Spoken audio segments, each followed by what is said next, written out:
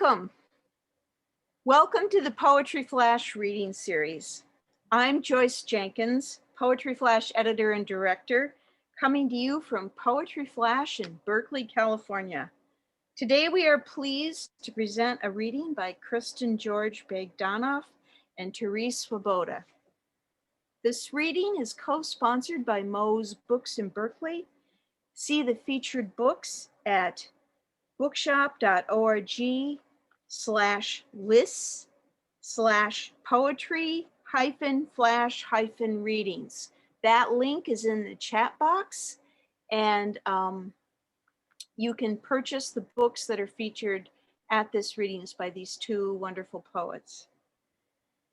If it's been a while since you read Poetry Flash, please visit poetryflash.org for new book reviews, interviews, announcements, and events.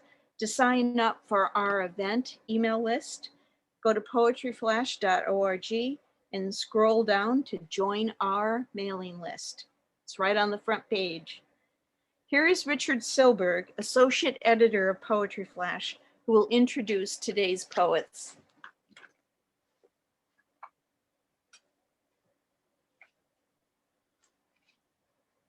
Hiya.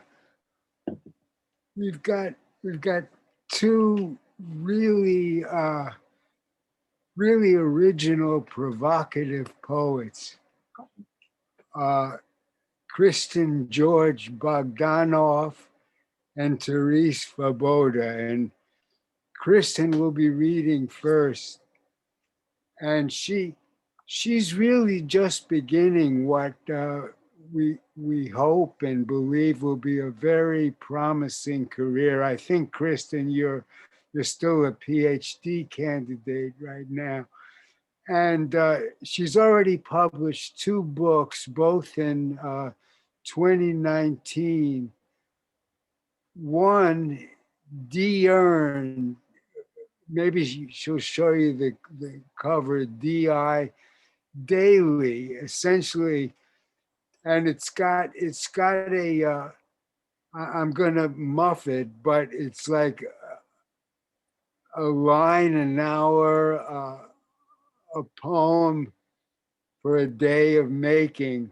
I'm close, and it's aphoristic. It's little short prose poem lines, which the thing that fascinated me most says method, impersonal intimacy, which, think about that. That's a fascinating idea.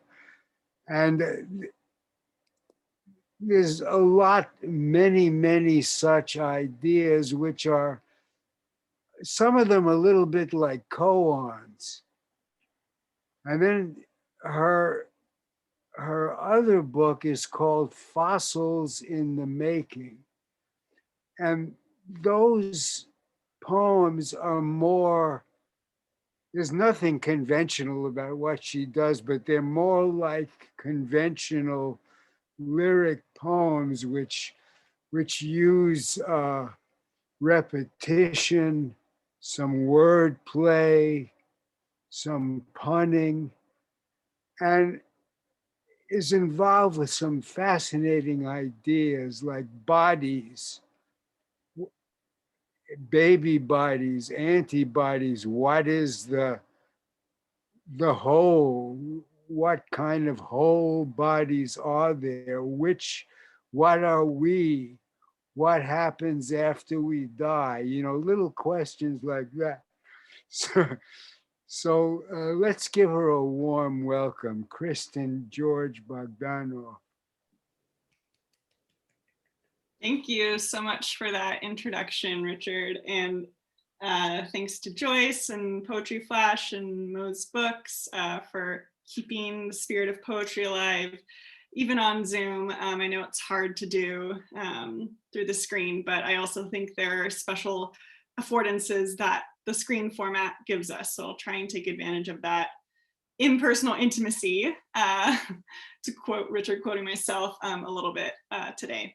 And so I'm gonna kind of use the rule of thirds for like aesthetic pleasure and read from 3 different projects over the next 20 or so minutes. And I'll start with the more conventional of the two, as Richard says, Fossils in the Making.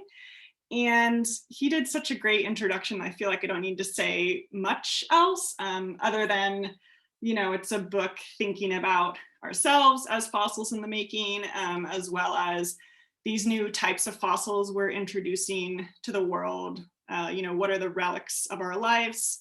What sort of like plastic objects are going to be found, nuclear wastes, other things decaying kind of that haven't existed before. So just thinking of that long now. So we'll start with the prologue poem of the book, which is called Lines Written After Crisis.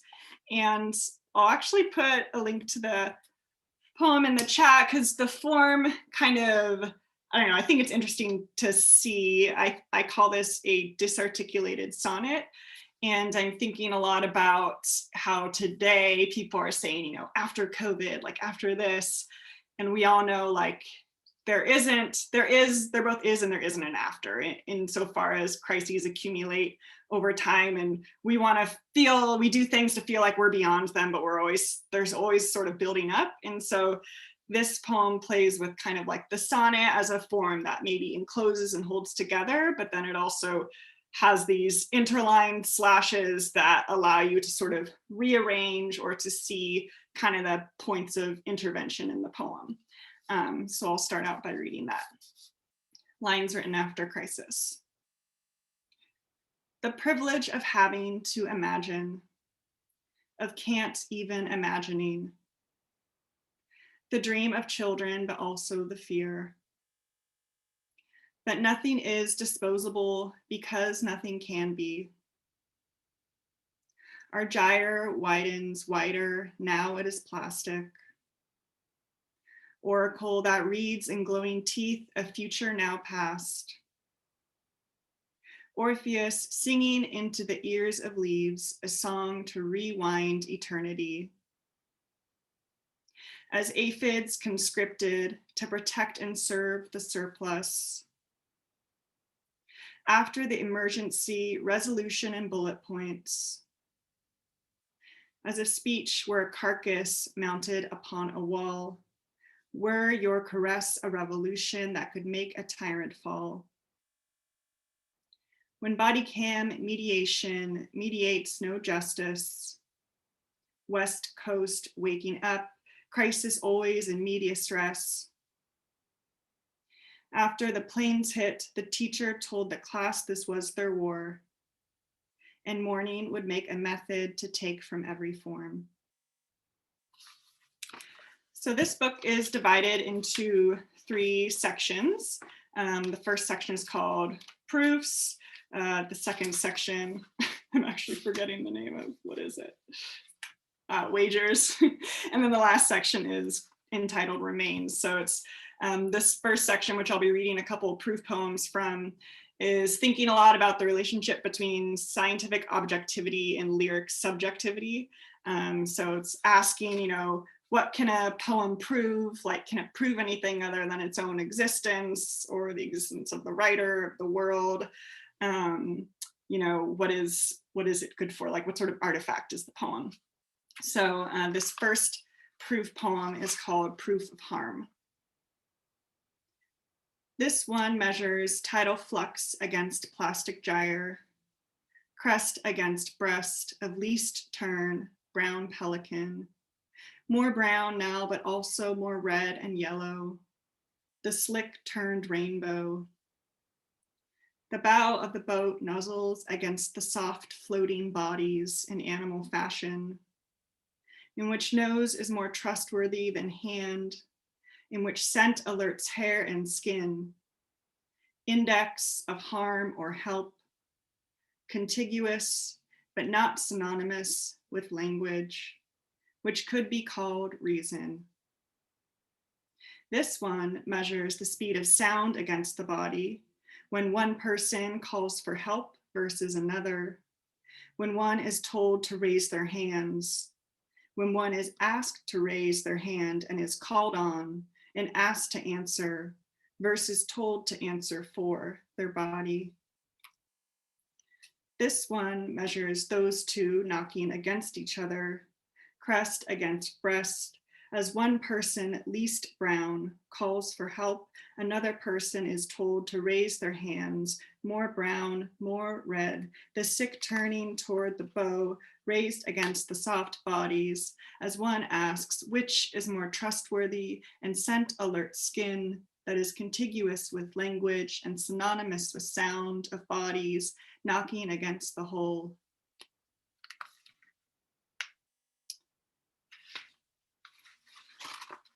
Proof of parasite. Geometry compels conclusion, as when an orchid's stamen girth and petal edge comports the male's thorax rhythm, a coming predicted by Euclid, codified by Darwin, deception of sex, the first cause of evolution, of wasp warping at the mouth of Orpheus' speculum. Inside a caterpillar's belly, the female wasp buries her eggs. The unsuspecting surrogate performs spinning and mouth clenching and leaf cutting. Ready for transformation, it stretches toward the chrysalis and turns host instead. Larvae, hungry to unfold themselves, ride the holy body till their wings hold. Glistening with saliva, the green sheath collapses with their absence. See also how the female wasp replaces another's eggs with her own. Labor can be exploited even in nature. Even in nature, many do not want to be mothers. So the eggs grow under another mater, no matter. Who could know their eggs from another's? Imagine the sterile lineup, the police lineup of bodies wet and glistening, and no smell to smell yourself home. Who would know their own phylum, class, family, species, genealogies that say you belong, as if everything were non-undulating and not inside another always, already unfolding in the other? It is impossible to prove.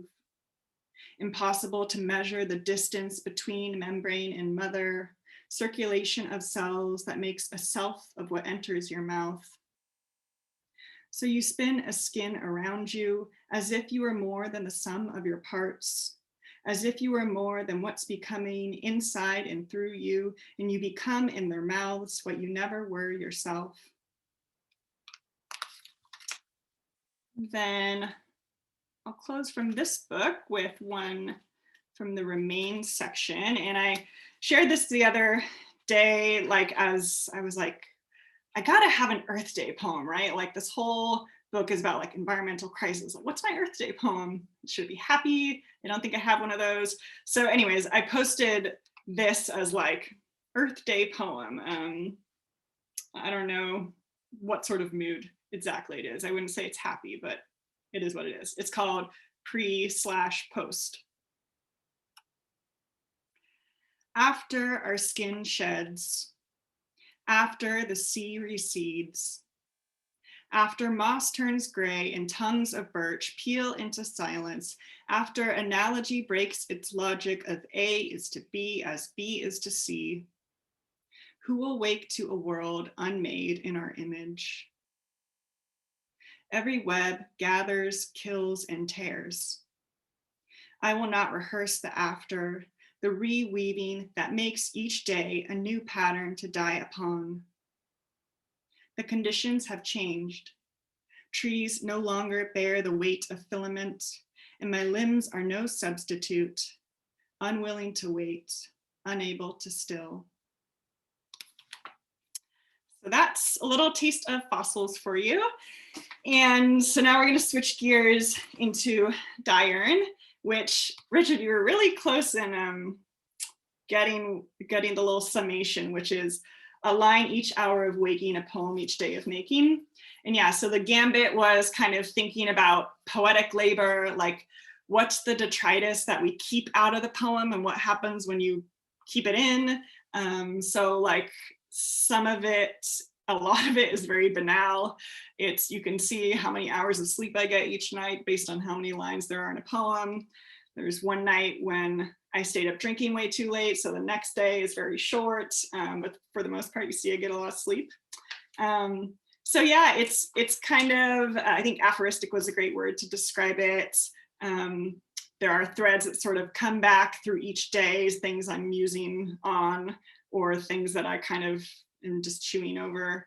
So I'll just read sort of the first 3 poems and kind of gives you a sense of what it's doing. So the first poem is just titled 1. In the unlit lampshade of stillness, I satisfy my need by defining my need. My desire is everyone else telling me what to want to be. The heart beats by seeing its EKG saying so. Cardiac event recorder in which the horizon is always rupture without revelation. Undertow pulls the legs which way, the arms this way. Image of contra without diction. If social being is consciousness, then these rocks I cut my feet against, my blood in the water makes this too. 2 waves break against each other, neither the aggressor, both make a mouthful of salt. I have gone into a wave laughing, I have seen how calm the explanation. This is not an attempt at immediacy, this is a poem written under duress.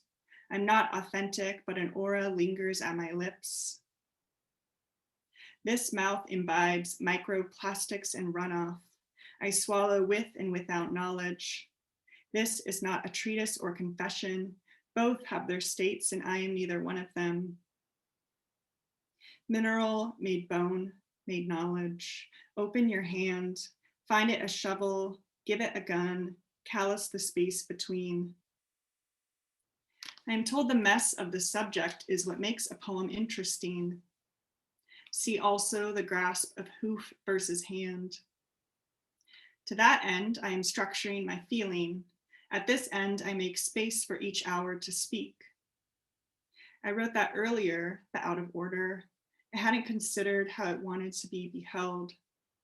My desire is everyone else. So that was day 1 of that little experiment. And kind of as the experiment continues, it's like over the course of a month when I was at a residency. So I kind of had this time, and I talk about that too, like, you know, like the amount of like, where do you have time to make the poem, and like, how are you measuring that time? And as the book sort of unfurls, it starts to, you know, reference itself in these annoying meta-poetic ways that poets they just can't help themselves with. So this is day 2. Every poem satisfies its need by producing another. Want, a definition that ends with C also. We are tired of defining ourselves. By ourselves, I mean all the bodies that have been classified as life/living by a system that prizes bio over geo. How to become unliving without death as demarcation. Emergence of form in fern. Spore structure, not underhanded, but unhandled. I am told details make a poem relatable. Condensation of mind into image that is not so much mine as ours. Subjects of history said, yes, fractal, no still life, montage more real than portrait. Why plunge into wanting when it already scums the surface? I want the pretense of presence, as in, can you hear the river at my feet? Can you feel the tick in my thigh? Prove it on the pulse, said someone. The residue of my moment, all pith, nectar, a method of making sweet from sweat. I am told no one wants to read a poem that keeps reminding them it is a poem. You should take a nap instead. When I say immediate, I mean the substance at hand, sky, river, human, car, finch. See also DDT, solo cup, exhaust. When I am unmade, teeth radiating their signature after history, postpartum of the world finally giving up its human. I am afraid there is not enough personal information in this poem. My credit card number is 4060-5678-6500-8040, expiration 622, CVV 866. I get points for every dollar. Possible futures. One in which dogs are drinking beer on the lawn of a small town, one that defines the human by sealing it shut, flesh into stone, which we say we are least like. One that turns earth outside in, burial of shit that drifts on the surface. Method. I pulse the structure that subsumes me. I think it would be the highest honor for someone to read my poetry book and then commit fraud by using my credit card number. So I encourage you to try and do that. Okay, this will be the last poem I read from this book, and this is third day, 3. Species barrier also a binding. Small deaths daily keep us close. Method. I divide my desire by the background extinction rate. Antarctic ice shelf Larsen C capped an iceberg the size of Delaware today. This is the first time I have really thought about Delaware. I'm not a good runner, but I do it almost daily. Sometimes I walk if no one is looking. I hate the sound of unmediated breath. Also today, humans formed a human chain off the coast of Florida to save someone from a rip current. The man who started it said he got the idea from watching ants. Surplus populations are often compared to insects, as in they were crawling all over the city. In this case, that was not the case. This is where I tell you nothing is unmediated. I am tired of language as messenger getting shot for not being the thing itself. Humans are also building a clock to measure 10,000 years, the long now. 10,000 is a biblical number. It means too much. It means lying between human and God. Not enough for Frost, who wanted 10,000 apples. Extinction is the death of populations. No intimacy of that last guttural breath, no mass last rites. Pre-petrified bodies a 500 million years ago, hot perspiring heaps used skin as binding agent, zone of inclusion. The zone of exclusion around Fukushima is 20 kilometers wide. Soft parts go first. Flesh peats into coal, into engine, into smoke. The center burns red. Everyone is waiting for this poem to align. Roof shingles and a broken window, moss and rust. These are images you might find on iStock when you search for barn or countryside. We produce each other constantly. A sentence is a method of growing toward. If you get caught in a rip current, you should swim parallel to the shore. That is what ants would do. A fragment is not as radical as people think. It is nostalgic for its whole, always longing to return. So you get the gist of Diurn. If you're into it, read the rest. If not, it's not for everyone. So I'm going to close with just my little pandemic project that I've been doing. I consciously retreated from the publishing apparatus of the world during the pandemic because it just seemed like too much to even think about sending the poem somewhere to be evaluated by someone. So instead, I made these little objects, these little poetry zines, which Joyce and Richard remember these from Watershed. And I basically just sent them to whoever wanted them, mostly just my friends, some strangers though, so it's been fun.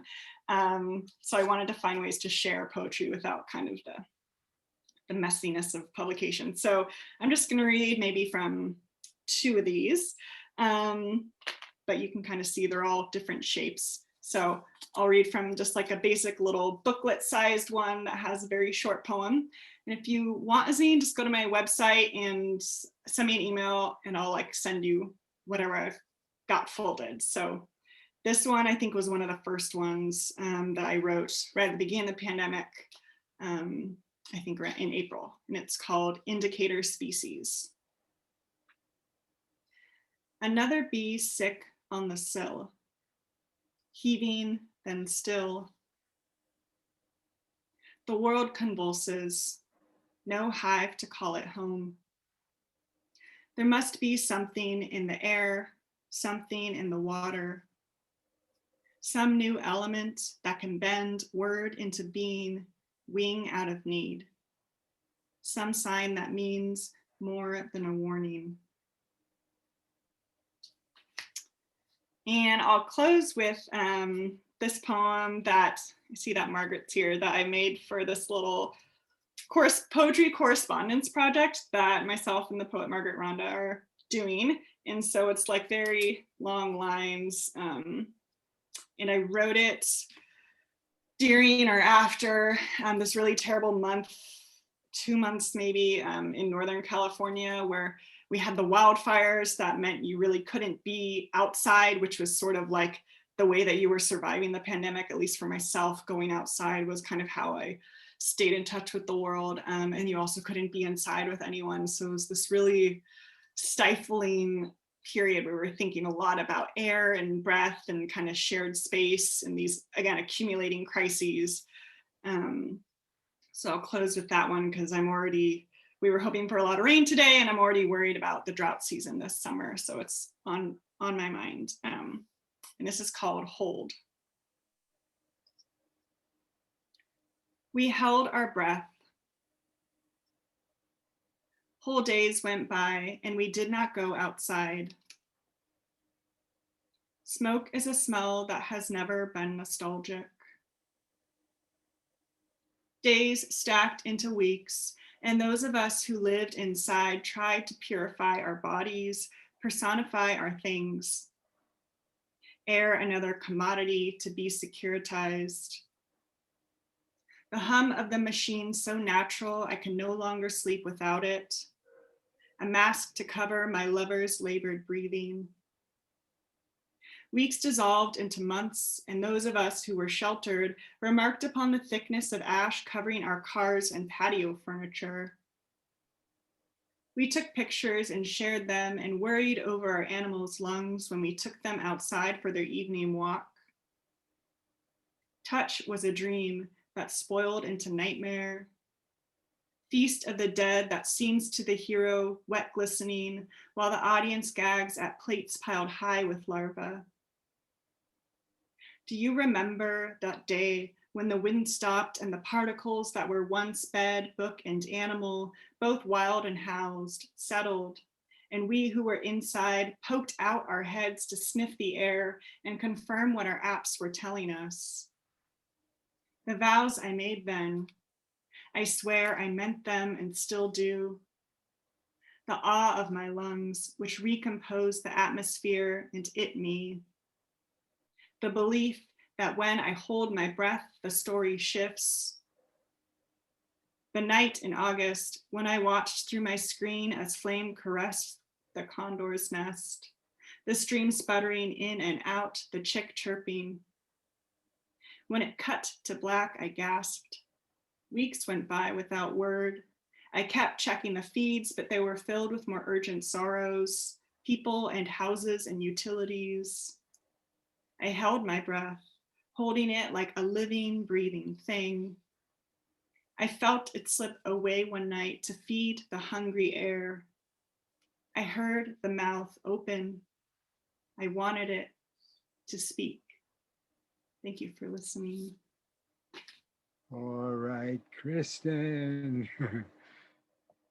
Our second reader will be Terese Svoboda, who has a really impressive, prolific body of work, which I think the book she's going to read from, I think, is your 8th book of poems. She's got something like 6 novels and translation. And if I'm remembering right, the last time that you read for us, back when we were live breathing people was from the bibliography, from anything that burns you.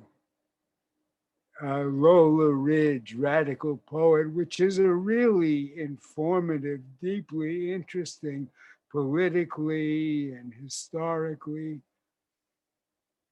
Now, this new book, Theatrics, Poetry Plays, has an epigraph from George McWhirter. The line is a stage. So you can think about that a little bit. Now, actually, there are only a few. The title is Theatrics, Poetry Plays. There are only a few actual poetry plays in the sense of several voices on the page answering each other. But the whole book is theatrical. There's a voice that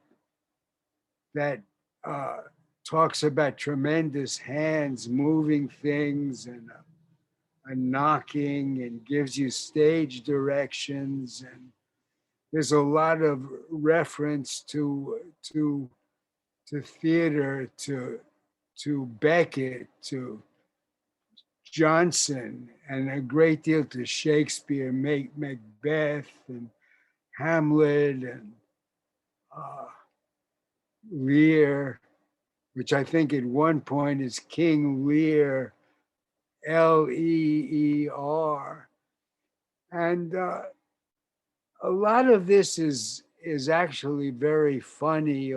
Some of it is noir, and for me, in reading this, there's a kind of an echoing, mysterious quality in the space between the voice, which is a captivating voice, and the mind behind, which is the director, the poet.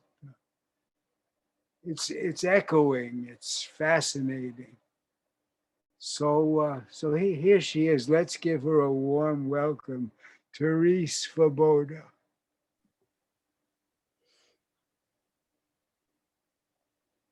Hi, am I in person here? You are. All right. Well, thank you so much, Richard, for your fantastic introduction.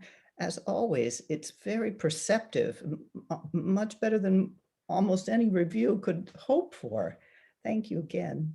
And thank you, Joyce Jenkins, for inviting me to read.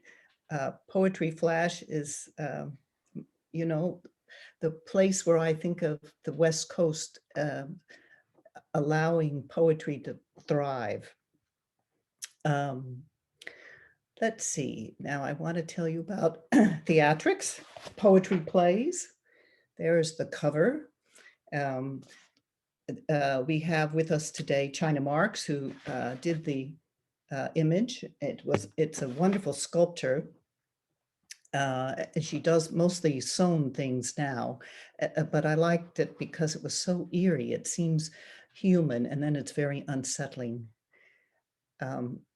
So the title of the book was originally The House of Atrium, because I found the pretentiousness of 1980s atrium architecture just hilarious, and it sort of sounded Greek. And then, of course, the theatricality of an atrium. But then it just didn't work out, and I put the poem at the end of the book, so you get it eventually, which I'm not going to read because it's quite long. But theatrics itself is, as of obviously, the feminine form of theatrics, like aviatrix. And it suggests tricks, which along with the breakfast cereal is the highest calling of poetry, tricking you into an alternative reality of language. And of course, poetry plays, which forces the book into sort of a hybrid of unplayable poems. And some of them, as Richard said, they look like they could be a play because there's characters in bold and dialogue, but that they're kind of in conversation with all the poems in the book. So I made something that can't be done, as always. So anyway, I'm working with the concept of play, which of course is that it's the very first concept. You're playing with language as an infant. And it's also first in the way that metaphor is really the groundwork of poetry. And that's what people began to understand, how language was really made, a way of conveying the idea of water through sound. And the idea of play, word play, play by play, getting played, playoffs, and of course, the play's the thing. So contrary to the advice of all best poets, I put my hardest poem first in the book. And mostly because it contains all the elements of the other poems that play on different registers. There's the glaring use of brackets instead of the sinuous parens, which are used not only as stage directions, but also to convey another kind of voice. You know, I came up as a poet in voice-driven poetry. And then it was revealed to us that the voice, like Carolyn Forché's Bag of Ears, it wasn't necessarily the person who had that experience. And then it's kind of widened the distance between the voice on the page and the poet's actual experience. Actually, I kind of think about it in terms of movies, in that in a narrative movie, the action and sound are united, and but in documentaries they're separated. So when you hear the man say, "The man went over the bear went over the mountain," you see the bear going over the mountain, but you could say almost anything and still have kind of a metaphorical relationship between what you see and what you hear. So I'm kind of playing with that. And there is a cast, a very weird cast at the beginning of the book. In this one, some of the characters are me, M-E, who comments and reframes in other places. There's the element of primitive theater, the kids playing with their stuffed animals on the couch. And in this poem, you have the boomer's frame of theatrical reference, which is, of course, hair. And it's a central scene that all the old ladies in the balcony all got their opera glasses out and leaned forward at a key moment in the play. You'll see what that key moment was. And of course, the temporal and various other aspects of Beckett.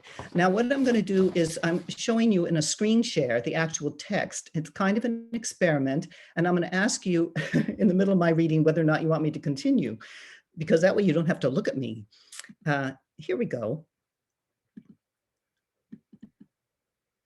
This is the first poem, Stage Manager, lights up. Giant hand moves the parade ground, stage left. Set. Oh my God, the alien blows through the one window not yet painted over. ... Dancers tambourine in shivers in front of the guns. What about this is false? The scale, the alien plastered to the wall in a green you can't see? The trust you place like an acorn in the seat? Marching soldiers drape the pretty flowers on the muzzle. Whereupon the put upon, for example, ladies, leap like petals falling off, each a drop of solder for the soldiers, their feet lead. Who, me? To the elderly mirror? The play, Hair. Comedian Jack Benny. Did you happen to notice if any of them were Jewish? The alien drops its eyes to the credits on paper. Dramaturg.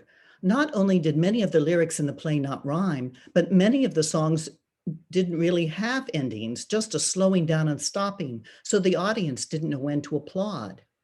Me, Beckett. And one of the things I had to think about in that poem was the fact that not everybody knows who Jack Benny is anymore. But hey, now you do. This one is, you know, the three old ladies from Macbeth. A tripod provides stability against downward and horizontal forces. By the pricking of my thumbs, something wicked this way comes. A tripod of women croon, should we sell the beach house? Will the shelf fall? When do I pull the plug? While the wrens of disaster flutter above the methane cloud, the best for heat trapping, or CO2, or... and the stage revolves its nothingness, belching blanks. They stir the pots. They lift up their skirts, the smell. I predict, says all of them. I predict, say all of them. The play begins. The ocean rises. Every drop a sop, or is it vice versa? The pendulous liquid poised to ferry us down the drain.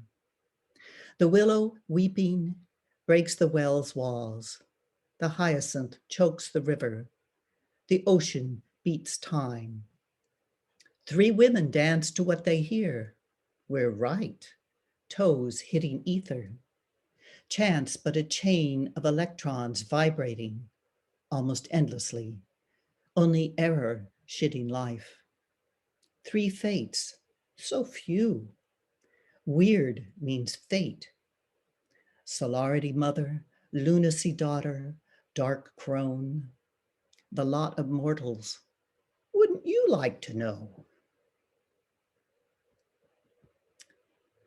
My seminal experience in theater was, of course, in high school when I was the ballerina in, what is it? The play about the Depression. You can't take it with you. And I took my brother's medication accidentally, thinking it was for a sore throat. And he was epileptic, so I couldn't stand up. That was the end of my ballerina role. What is your line? I think I'm panicking. I think I'm panicking, etc. Crying practice. Windowless. Quick a dream. One of you holds the other. What is your line? The gun is fake, but you need a license. Miss Vulgarity comes forward in a lack of bathing suit competition. A different voice speaking I to an audience, rants, and you, and you, and you, and it wasn't like that. Brief interview with an innocent bystander before the lover/narrator finds his way over, floating along. And then the queen says, women are at best queens. Then we, the chorus, too loud, but that is opinion, answers back. The building is burning, insert choreography, where who keeps the extinguisher where backstage?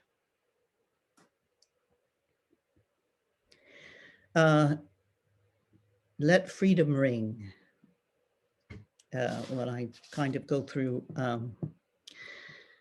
what it means to be a patriot and the relativity of freedom, its flickering to be or not to be, and the theaters of coercion. In the everyday, we set our faces and draw eyebrows, cock our heads in disguise. Would we recognize freedom amongst us if he peeled the pantyhose off his face, if he romped through the waving grain? Thus disoriented, looking for the bell clapper, the cue coming up fast, the play relentless, in this regard, always half-assed. What kind of ass is that? Its confines a quarter turned tighter like a mental illness undiagnosed. We bell ring. Oh, it's Friday, that kind of freedom. Or act as ringers. For a celebrity you wouldn't know what to say to after all this talk anyway.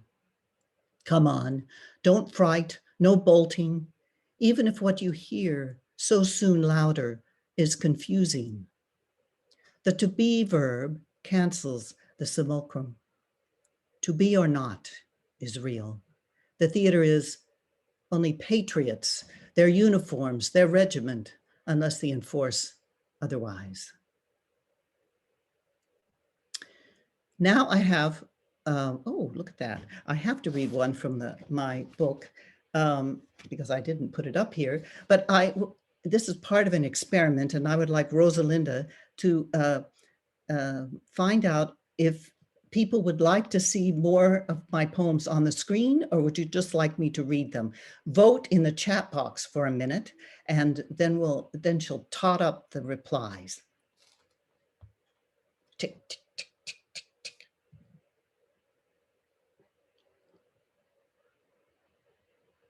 I know, I guess I should be making light conversation while the audience members, like the Oscars, right? Isn't that what's happening right now or very shortly? Vote, or in their case, have voted. Did anybody vote, Rosalinda? Oops, she's silent. I can't hear you. There I am. There. Okay. There are 1, 2, 3, 4, 5, 6, 7, 8. 8 people said yes. So we're about halfway there. So about half people say yes. All right. Well, then in that case, I will read one from the book and another one on screen and the last one from the book. How's that for? I'll split the difference. That's good. Okay. So this is the Silverware Dialogue. You know, you have to have a poem about sex, right? A fork and a spoon lie together to spoon and to fork. E equals MC squared, says the spoon. I don't have the energy, says the fork. Forgiveness, says the spoon. It is as if we lie on a vast table, says the fork. Useless. The spoon measures the dose. Sink to your knees. The fork submits. The past is prescient. The spoon clasps the fork. Of course, says the spoon, it's all about portion control. Let's sleep, says the fork. Weep, the spoon says. Oh, the spoon is sorry too, like the song. Make me toast, says the fork, and snappy. The spoon says, who turned on the lights? Birds begin singing their favorite, oh moon, oh moon. The table was laid, says the spoon, not me. Tines, my dear, are everything, says the fork. My tines are retired. They spoon through course after intercourse, the hunger being incurable, inconsolable. I realize suddenly that I have I left the screen up, so I apologize for that. But here we'll have the next poem already in line. This is about how the ABCs are the windows to knowledge, and it can also hide it. And the second wife is, of course, the concurrent wife in this particular cultural milieu. The alphabet. Portraits of graduates line the room, even the children of the second wife, even her, as dead as your husband.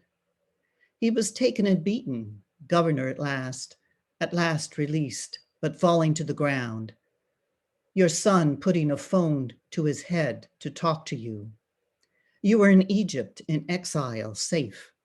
All he said was ABCD, what men repeat during torture, so they reveal nothing, or to bear it without screaming, or remembering how they learned the alphabet under a tree with the flies thick and the good smell of milk on their hands.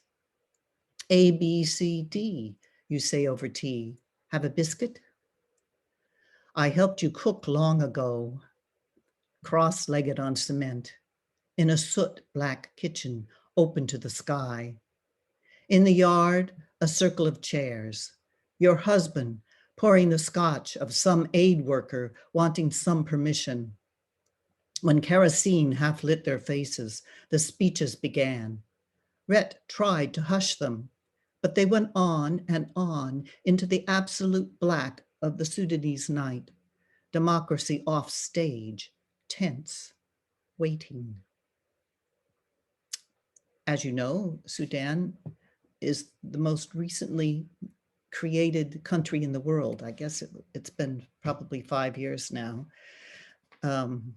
They've had a very hard time, and I wish them well.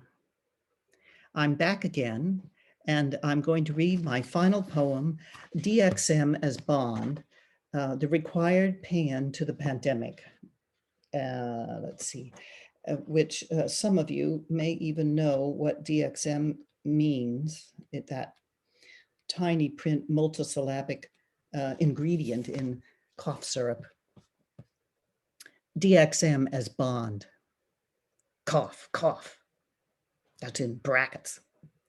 A sideways stride crouch toward your husband. Je suis fatigué. The cell threatening, brackets, not a commies, end brackets. Your husband with his hands up and soaked. The syrup of cell death sliding off.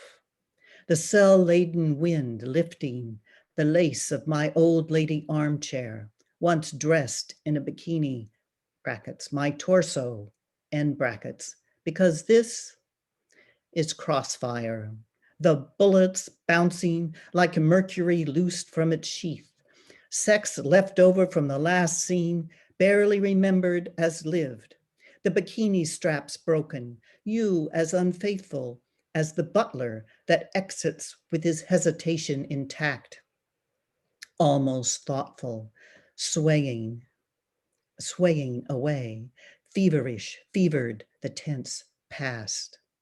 The bodies pile up. On our knees now for Deus ex machina to drop his big hypodermic from the cloud, not the place that remembers every keystroke. Hear DXM complain, always with the sky. Scanning it nonetheless for bond tailoring, we wait inexorial non-handholding, getting old, getting older, antibodies, still very pro. Thank you. All right, all right. Let me thank these two wonderfully provocative poets, two agents provocateurs, Kristin George Bagdanov, Terese Svoboda. Thank you both so much. Here comes Joyce to sign us off.